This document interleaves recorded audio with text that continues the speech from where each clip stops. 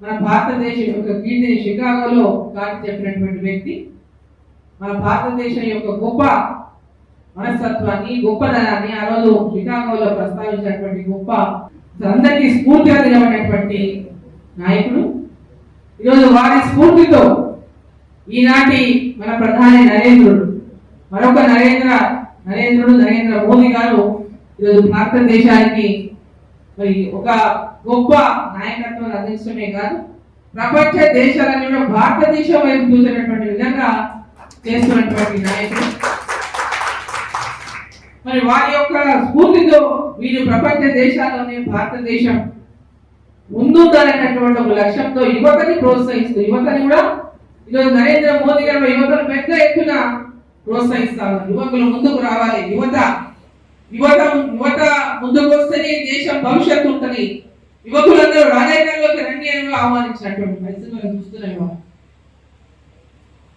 అన్ని రంగాల్లో యువత విజయం సాధించాలి, ఆ విజయ లక్ష్యంలో ముందుకు పోవాలని ఇవాళ దేశంలో ఉన్నటువంటి నలుమూలలు గ్రామీణ ప్రాంతాల నుంచి అభివృద్ధిని కాంక్షిస్తూ గ్రామీణ ప్రాంతాల్లో ఉన్నటువంటి అన్ని వర్గాల రైతులు కావచ్చు, మహిళలు కావచ్చు, యువకులు కావచ్చు, విద్య కావచ్చు, వైద్యం కావచ్చు, అన్ని రంగాలు అన్ని కులమత భేదాలు లేకుండా అన్ని ఈరోజు సమాజంలో మనం చూస్తున్నాం. కులాల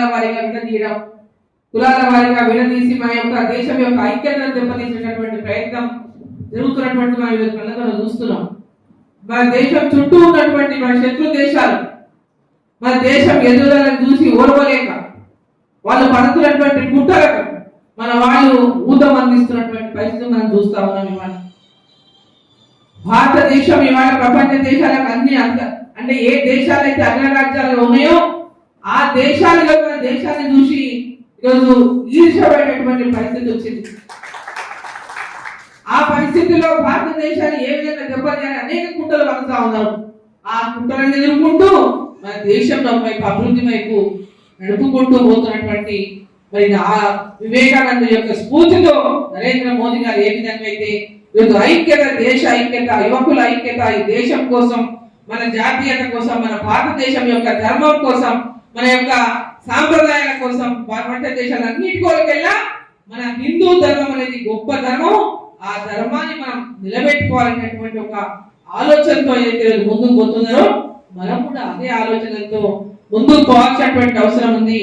ఏది ఏమైనా ఎక్కడ ఏదున్నా భారతీయులమంతా ఒక్కటే, మనమంతా కలిసి ఉండాలి, కులమత భేదాలు లేకుండా ఈ దేశం అభివృద్ధి విధంగా వికసిత్ భారత్ లక్ష్యంతో ఈరోజు నరేంద్ర మోదీ గారు అయితే 2047 కల్లా భారతదేశం 100 ఏళ్ళు ఏదైతే మనకు స్వతంత్రం వచ్చి పూర్తి చేసుకోబోతుందో ఆనాటికల్లా ప్రపంచ దేశాల్లో భారతదేశం వికసించిన భారతదేశంగా, అభివృద్ధి చెందినటువంటి దేశంగా మొట్టమొదటి స్థానం నిలబెట్టాలనేటువంటి ఒక ఆకాంక్షతో ఏదైతే ముందుకు పోతా ఉన్నారో ఆ ఆకాంక్షలో మనం అందరం కూడా భాగస్వాములం కావాలి.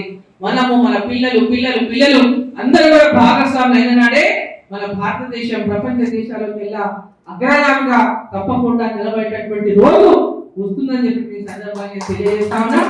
ఆ దిశగా మీ పెద్దలందరూ కూడా మీ అందరి యొక్క ఆశీర్వచనం కూడా మరి యువకుల మీద ఉండాలి, యువత మీద ఉండాలి. యువత ఒక మంచి మార్గంలో ఈరోజు పయనించాల్సినటువంటి అవసరం ఉంది. అనేక సమస్యలు మన దేశంలో యువకులు ఈరోజు కొంత పెద్ద ఎత్తున ఈ డ్రగ్స్, ముఖ్యంగా ఈ డ్రగ్స్ చుట్టుపక్కల దేశాల నుంచి రకరకాల దొంగ మార్గాల్లో మన దేశాలకు వచ్చి మన దేశాన్ని పాడు చేయడానికి అనేక కుట్రలు పడుతూ ఉన్నారు.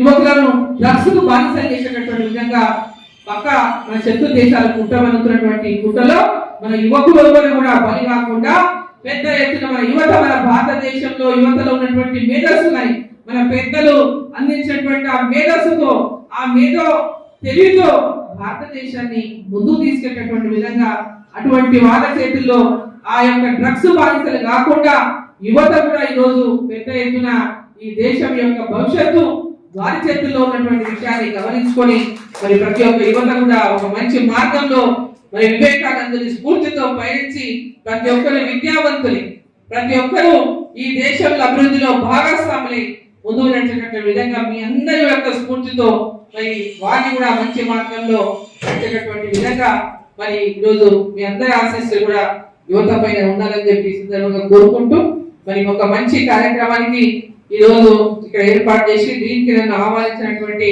మరి కిరణ్ కుమార్ రెడ్డి గారికి నా యొక్క ధన్యవాదాలు తెలియజేస్తూ మీ అందరూ కూడా వారి యొక్క ఆహ్వానాన్ని స్వీకరించి ఇక్కడికి మీ వయసు ఇంకా కొంతమంది పెద్ద వయసు వాళ్ళు ఉన్నారు, మరి అటువంటి అంత ఇబ్బంది ఉన్నా కూడా మీరందరూ వచ్చి ఈ యొక్క ఆహ్వానాన్ని స్వీకరించి ఇక్కడికి వచ్చినటువంటి మీ అందరికీ కూడా హృదయపూర్వకమైనటువంటి ధన్యవాదాలు. మరి మీ అందరికీ కూడా శుభాకాంక్షలు తెలియజేస్తా ఉన్నాను. భారత్ మాతాకి, భారత్ మాతాకి.